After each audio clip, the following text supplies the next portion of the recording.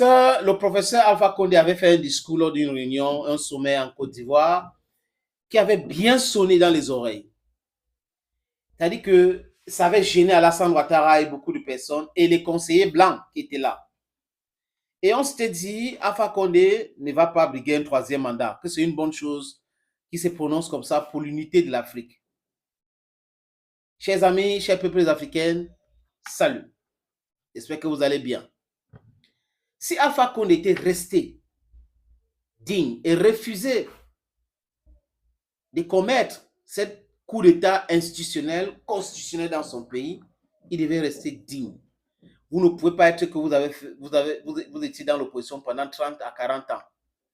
Hein? Vous devenez président et vous faites exactement la même chose que vous avez accusé Sékou Touré et les autres. Ça n'a pas de sens. Ça n'a pas de sens, chers amis, chers peuples africains. Mais bon, bref, ces discours, j'avais déjà proposé sur cette plateforme. Je le repropose encore, le discours. Et ça parle fort. En Afrique, nous avons des micro-États. Les amis, je vous présente donc la carte de l'Afrique pour que vous compreniez bien ce continent. C'est un continent avec des micro-pays, des micro-États. Oui, les États créés de toutes pièces à Berlin.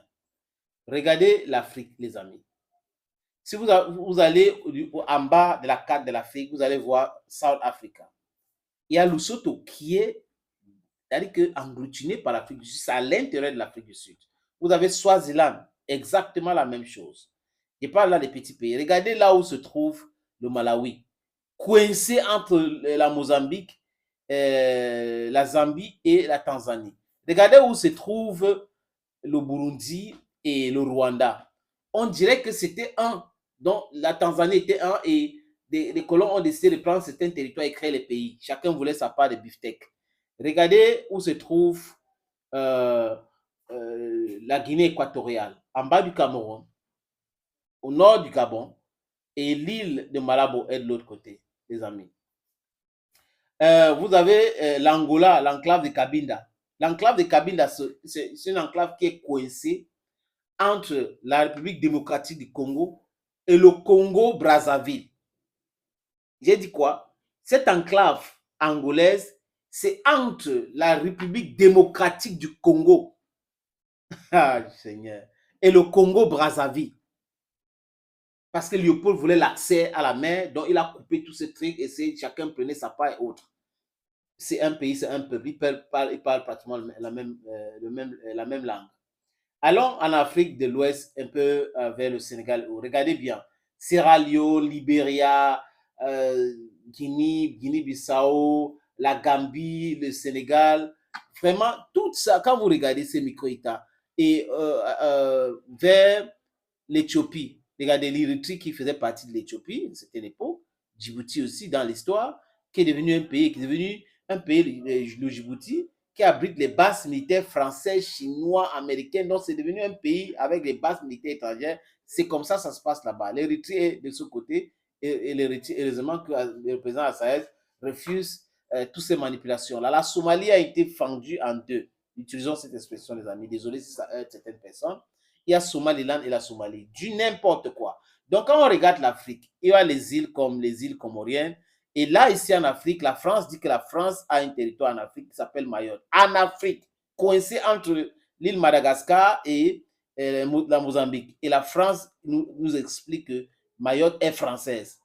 On a les Seychelles qui est africain. Regardez comment ça se présente. Il faut que cela cesse.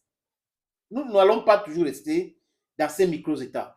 On a besoin des États-Unis d'Afrique pour en finir avec toute cette manipulation, tout ce contrôle bidon. Ça va prendre du temps, mais seulement s'il y a 5, comme le Mali et le Burkina Faso commencent et les autres, ça va prendre partout en Afrique. Ils sont obligés de s'aligner. C'est de ça qu'il est question. C'est de ça qu'il est question. On veut une vraie unité, pas les histoires de Union africaine. Gaddafi avait pensé tout autre chose. Des corrompus chefs d'État qui ne veulent pas laisser leurs privilèges. On se sont laissés manipuler par les Européens et nous sommes toujours dans cette difficulté-là. Chers amis, chers peuples africains, je vous suggère maintenant de regarder cette vidéo de Alpha Condé. Oui, Alpha Condé parlait de l'unité africaine, la construction des industries et autres, et ça avait tout son sens. Mais seulement, il a gâté parce qu'il a commis un coup d'état institutionnel. Il voulait s'éterniser aussi au pouvoir. On écoute Alpha Condé. Donc, il est important que vous insistiez sur l'intégration africaine.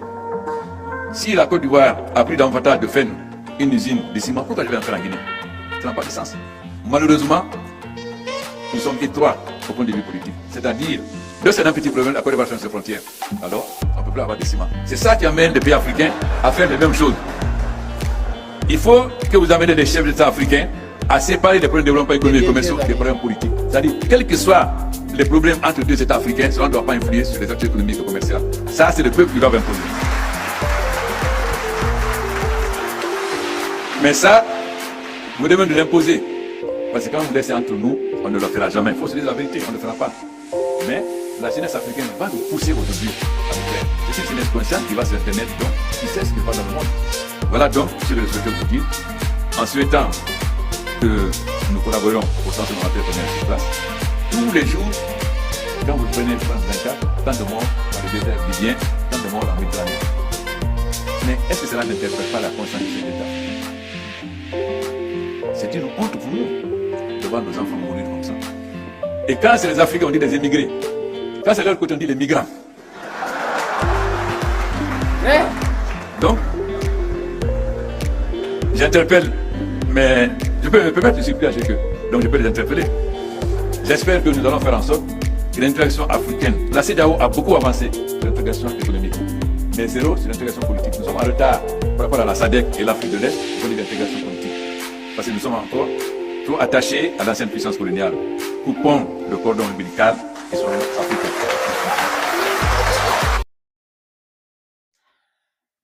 Vous avez vu vous-même, les amis, l'attitude d'Alassane Ouattara. Alassane Ouattara, c'est celui-là qui a torpillé le plan de sortie de la zone franc. Il y avait un projet comme ça, il a vendu la mèche à la France. Macron est venu en Côte d'Ivoire, commencer à proposer l'éco. Et vous avez les pays comme le Nigeria qui a sa monnaie et le Ghana qui ont dit non, on ne peut pas entrer dans ce truc-là. Donc, le problème de la monnaie qu'on appelle franc CFA là, pourquoi est-ce qu'on n'a pas résolu ce problème jusqu'à présent? C'est à cause de Ouattara, Alassane Ouattara, qui est un traître. Oui, qui est un traître, qui nous explique qu'il est économiste, que c'est mieux de rester toujours dans la zone franc CFA. C'est-à-dire que tous les pays du monde se sont libérés des monnaies coloniales. Mais l'Afrique francophone est là-dedans. Parce qu'on a Alassane Ouattara qui joue un mauvais rôle. Qui est un traître, chers amis, chers peuples africains. Et c'est voilà des traîtres sur notre continent qui veulent faire la guerre au Niger, qui veulent donner des leçons aux gens. Ceux qui ne respectent pas eux-mêmes veulent que les autres respectent. Quand les autres font pour l'intérêt de leur nation, ça lui fait très mal. Dites-moi, quand Gbagbo est parti, on a dit qu'il avait volé l'argent. On a trouvé combien dans son compte? Voilà quelqu'un qui aimait la Côte d'Ivoire. Konan Bédié qui est parti avait volé combien?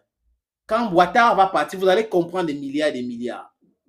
Oui, c'est tout ce que ces gens qui sortent de l'Institut de Bretton Woods connaissent. Restons vigilants, chers amis, chers combattants. Thank you. Bye bye for now.